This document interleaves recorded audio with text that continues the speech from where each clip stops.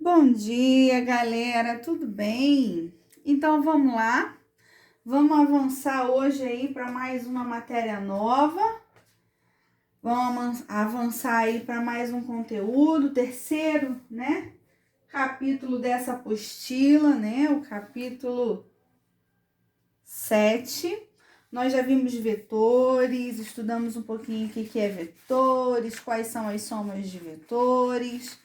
Vimos quais são as grandezas vetoriais no capítulo 6, correto? Falamos um pouquinho de alguns vetores, vetor de deslocamento, velocidade instantânea, aceleração, espaço. É importante a gente lembrar um pouquinho sobre isso, né? Velocidade, aceleração e o espaço, porque nesse novo capítulo nós também veremos, né? Esses conceitos, então é bom a gente ter em mente. A gente fez agora um testezinho, né, sobre isso. E agora vamos ao capítulo 7, correto? Capítulo 7 aí da apostila, né, da segunda apostila, ou capítulo 3, eu não sei exatamente como tá para você. Mas o fato é que esse capítulo que a gente vai iniciar hoje é o capítulo que fala sobre o movimento circular. E tá aí na página 20 da sua apostila, né? Para fazer um resumão, né, para você, infelizmente o nosso tempo acaba sendo muito corrido e parece que com a pandemia ficou mais corrido ainda, a gente tem menos tempo ainda, né? Então, para te fazer um resumo, um movimento circular, eu queria que você pensasse no relógio, né? É um estudo sobre esse movimento que tem início em um ponto e ele tem um ciclo, né? Como se ele começasse, fizesse uma trajetória aí circular, pum, parasse de novo, fizesse de novo. Esse é um movimento circular. No mundo, né, na natureza, no nosso dia a dia, aí existem vários fenômenos que acontecem em ciclos, que acontecem, né, de formas desse movimento circular. Por exemplo, a sucessão de dias, né? A gente tem do dia 1º ao dia 30, ou ao dia 31, ou ao dia 28 ou 29, né? Porque fevereiro pode ser 28, pode ser 29. É um ciclo, né? A cada 30 dias eu tenho o ciclo de um mês, correto? O dia, por exemplo, cada dia tem um ciclo de 24 horas, é um ciclo, é um movimento circular, é algo que vai aí sendo de ciclos em ciclos, correto? E esse movimento cíclico vai se repetindo por 12 meses e após 12 meses fecha-se um novo ciclo, né, que é o ciclo do ano, e aí começa tudo de novo. Então, esse capítulo que a gente vai ver hoje é esse tipo de movimento.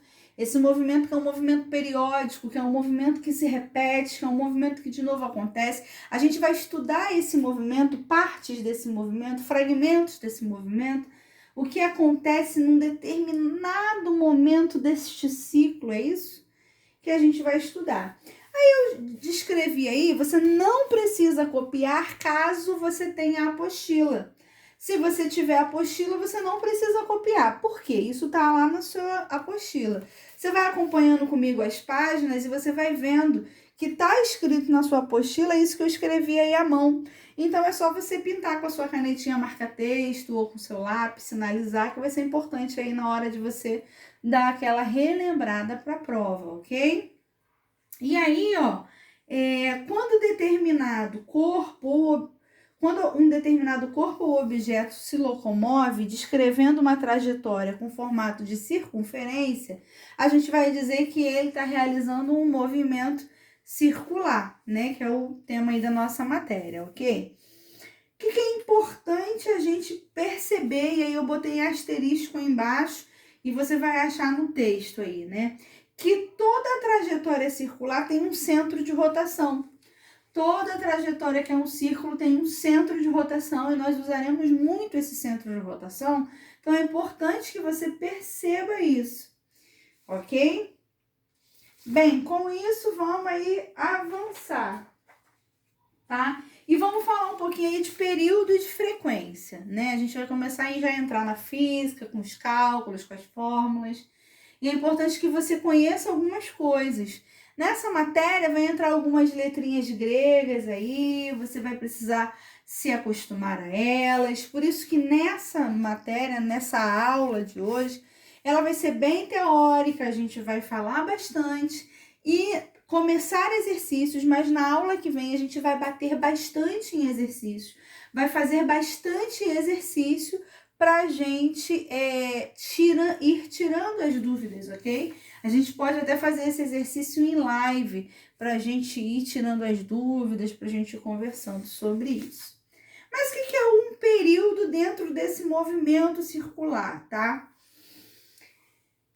Período, né, tá escrito aí, também tá na apostila, é o intervalo de tempo necessário para que a ocorrência de um fenômeno cíclico ocorra.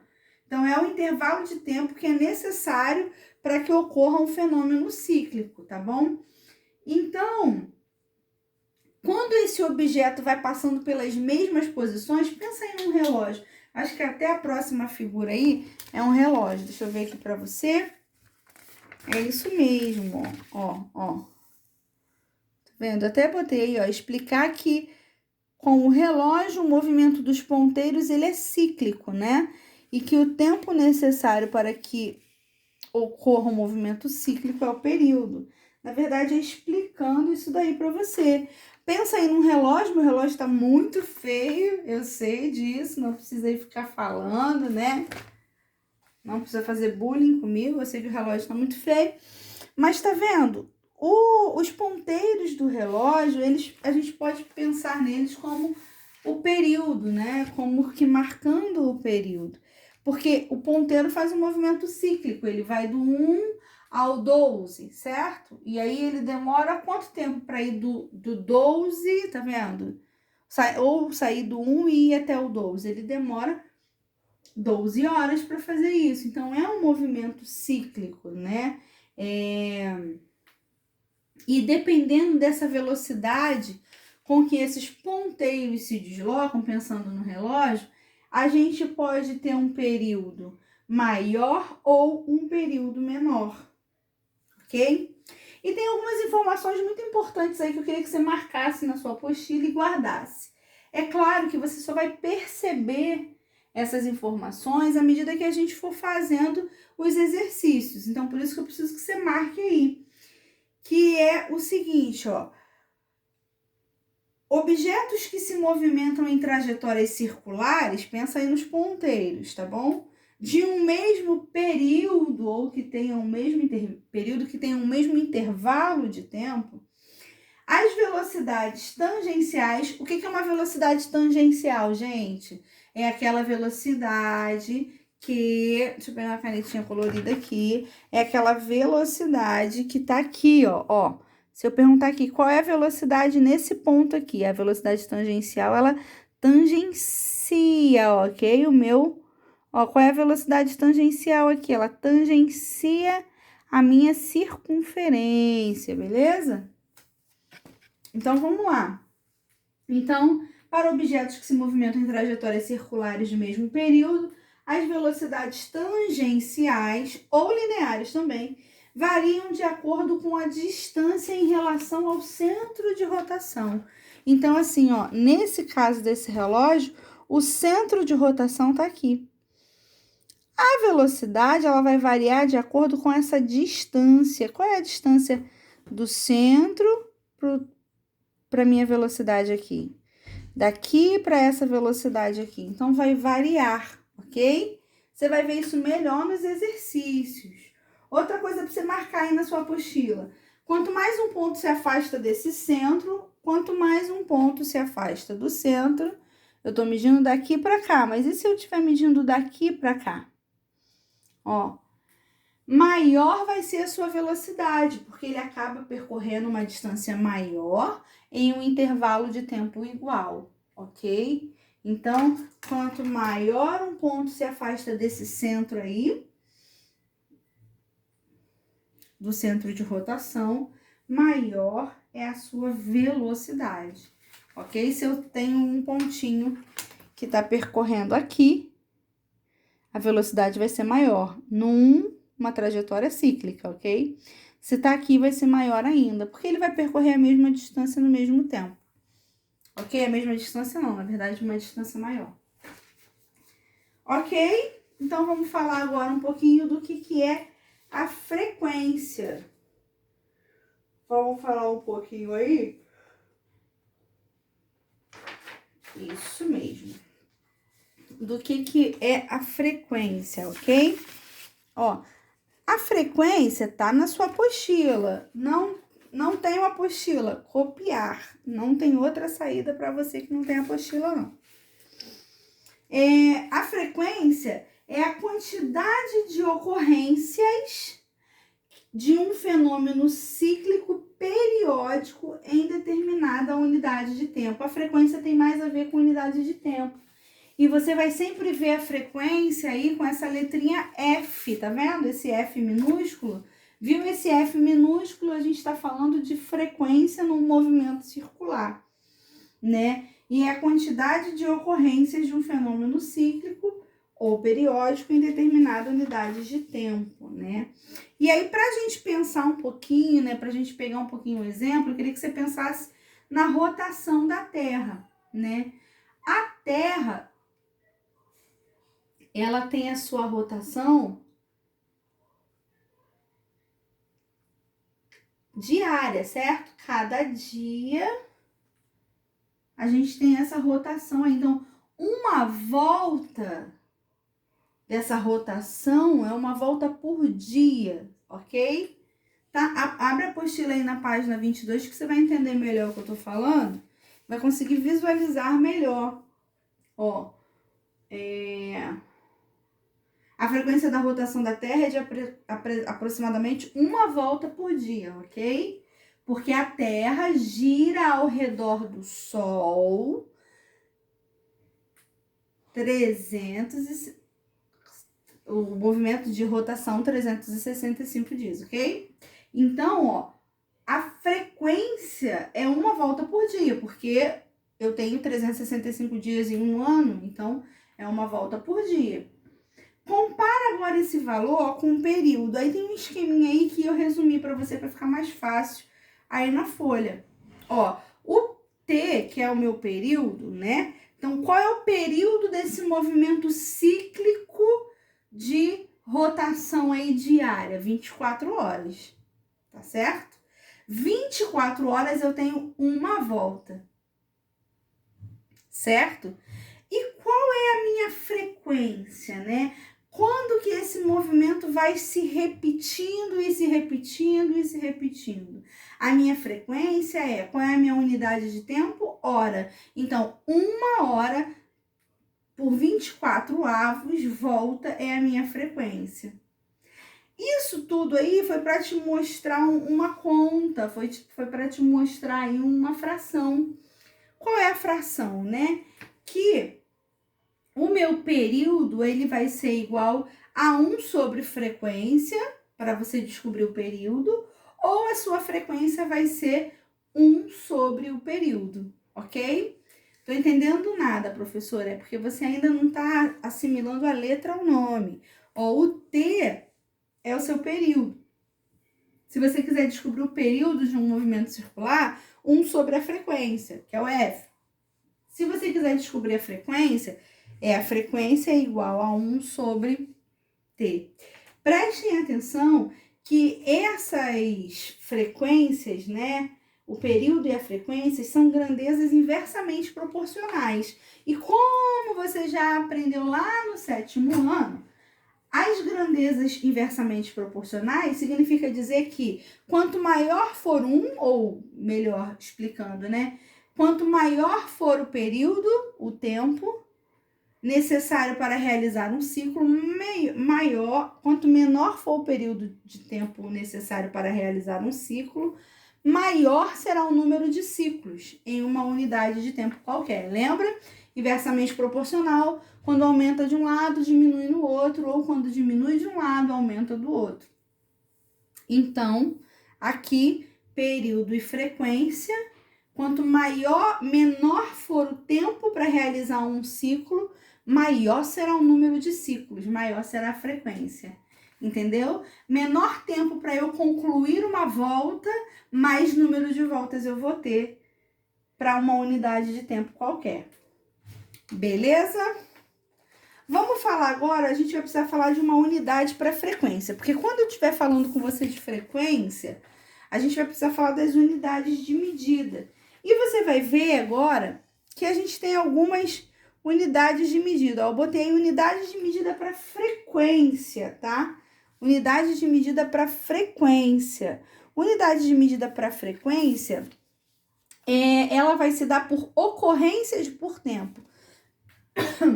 Número de ocorrências pelo tempo, tá? E aí, como que a gente vai fazer? Acho que eu botei aí uma tabelinha. Isso tá na sua apostila aí, tem uma tabelinha, mas eu coloquei, ó. Esse Hz, a gente vai chamar ele de Hertz. E ele vai ser representado, né, pelo S-1, ok? É o Hertz. Mas você também pode ter, para quando a gente está falando de frequência, você também pode ter o RPS. O que é RPS? Rotação por segundo. Ou o RPM, que é rotação por minuto. Como que eu vejo isso? O RPS é o símbolo do segundo, que é o S-1, e o RPM é o minuto, MIN, menos 1 em cima, ok? E o que é importante você saber? Essa conversão de que 1 Hz, ok? É igual a 60 RPMs. 60 rotação por minutos é igual a 1 Hz.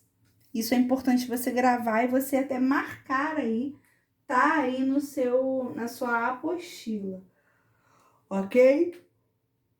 Tem um exemplo aí muito interessante, eu peguei ele porque achei muito importante. Então, preste atenção. Diz assim, ó.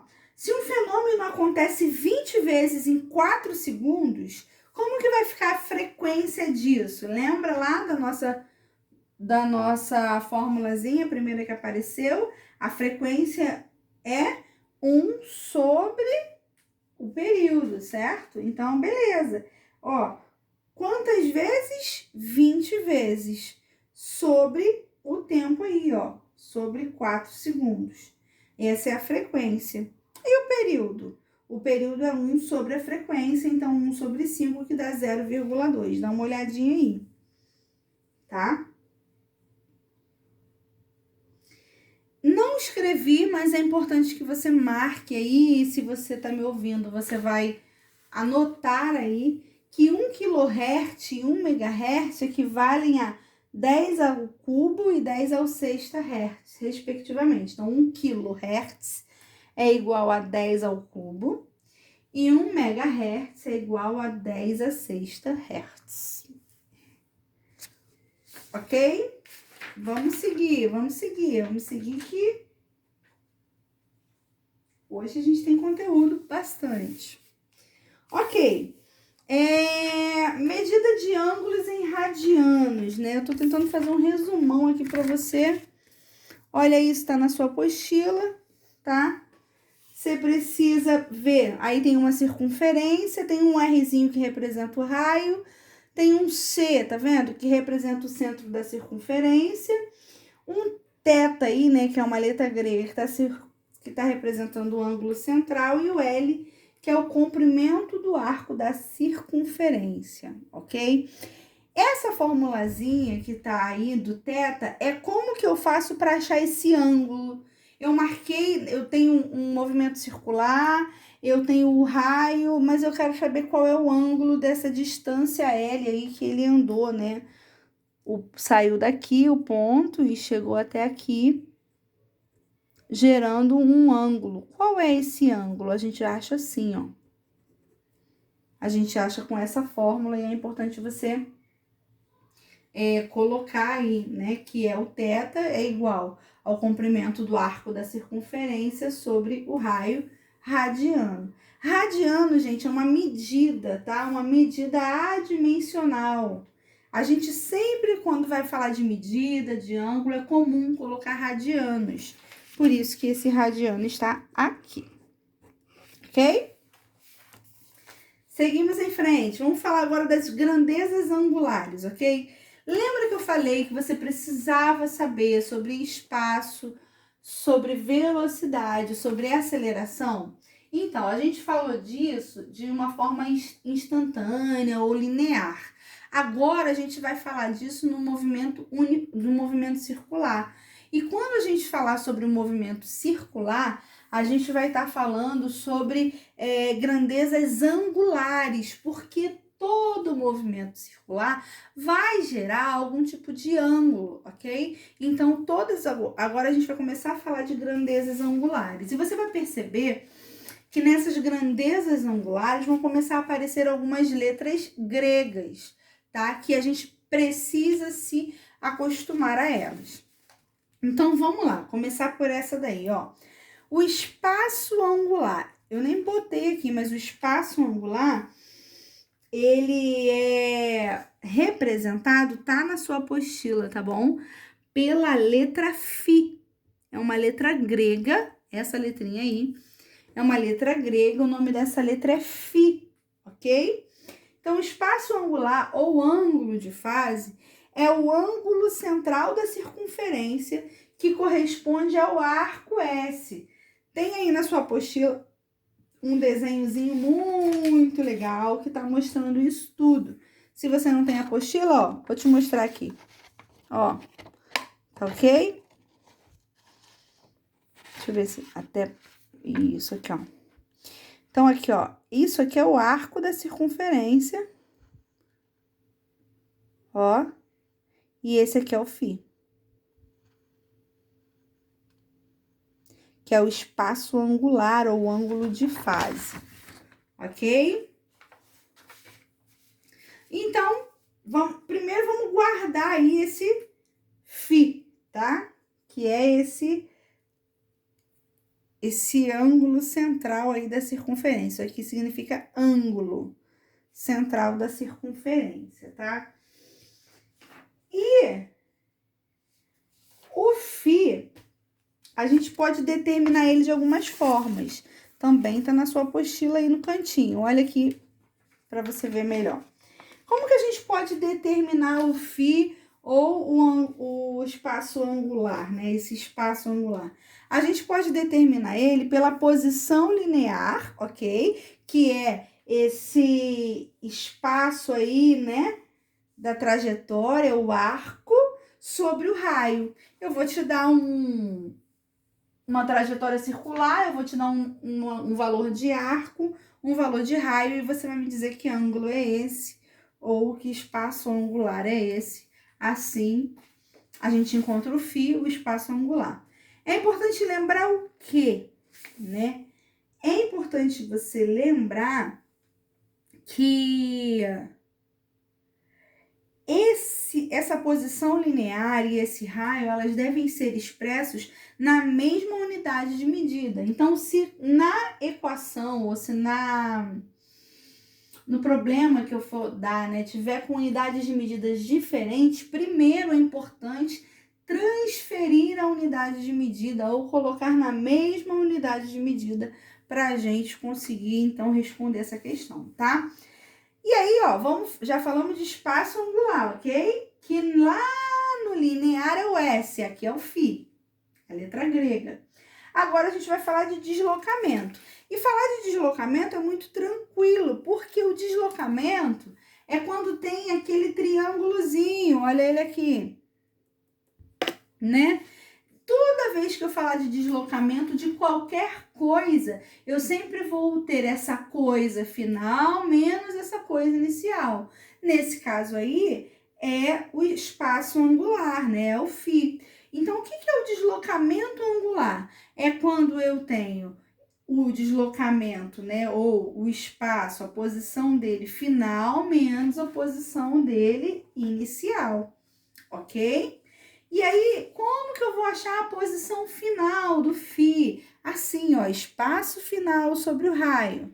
E a inicial? Espaço inicial sobre o raio, ok? O deslocamento escalar também pode ser dado assim, olha ele aqui, em vez dele ser dado só sobre o final menos inicial, eu também posso dizer que o deslocamento angular, essa aqui é a minha folha, que o deslocamento escalar, ele é esse meu deslocamento angular igual ao deslocamento de posições, ó, o S aí, sobre o raio, ok? Vamos avançar. Falamos de deslocamento, falamos aí do espaço angular. Agora, igualzinho ao outro, ó, não tem mistério nenhum, só vai mudar a letra. A gente vai falar da velocidade angular, ok? Da velocidade angular. Velocidade angular no outro, lá no linear, ele é um V. Aqui ele é uma letra chamada ômega. Ômega. Alfa e ômega, né? Então, o ômega no angular representa a velocidade angular. E aqui nós vamos falar da velocidade angular média, né? Que é determinada pela razão entre o deslocamento angular realizado e o intervalo de tempo requerido. Então, ó, botei aí mais uma formulazinha para você, ok? O deslocamento angular realizado, deslocamento ao final menos o inicial, sobre o deslocamento de tempo final menos tempo inicial, ok? Tranquilinho? E se a gente quiser fazer aí uma relação entre a velocidade angular e a velocidade escalar de um objeto? Para a gente fazer isso, a gente primeiro vai ter que lembrar qual é a fórmula da velocidade média. E a fórmula da velocidade média, ó, é o deslocamento do espaço sobre o deslocamento do tempo, beleza? Lembrando isso, a relação entre a velocidade angular e a velocidade escalar vai ficar o seguinte, vai ficar velocidade angular média, ó, ômega, é igual a velocidade escalar sobre o raio. Assim que a gente faz a relação entre os dois. Professora, não tô entendendo. No exercício você vai entender melhor, porque vai ser onde a gente vai aplicar esses conceitos, beleza? Então, vamos avançar, vamos avançar. É importante, antes da gente passar ao assunto, quando eu tenho um intervalo muito pequenininho de tempo, né? Quando o meu tempo tá aí tendendo a zero, o que vai acontecer? Eu vou ter aí, ó, a minha velocidade angular igual à velocidade instantânea sobre o raio. Mas só quando a velocidade estiver muito fraquinha, estiver tendendo pertinho do zero, aí eu tenho isso, tá bom? Unidade da velocidade vai depender da medida de tempo empregada, mas normalmente é radiano por segundo, radiano por minuto, radiano por horas e assim vai, tá? Vamos falar da aceleração angular, né? A aceleração, lá na escalar, a gente conhece ela como Azinho, né? Aqui ela vai ser uma letra chamada alfa, que você também já conhece, esse símbolozinho aqui, tá? E a aceleração angular, ela vai ser média, que é a variação da velocidade angular sobre a variação do tempo. A relação entre a aceleração angular e a aceleração escalar vai ser a aceleração média, que vai ser igual a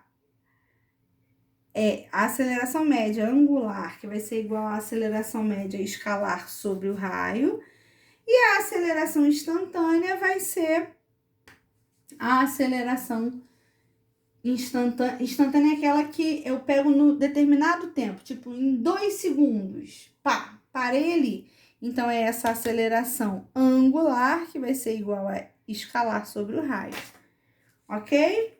Quero prosseguir para a gente ir para os exercícios, para vocês verem que vai ficar muito tranquilo na hora de aplicar isso.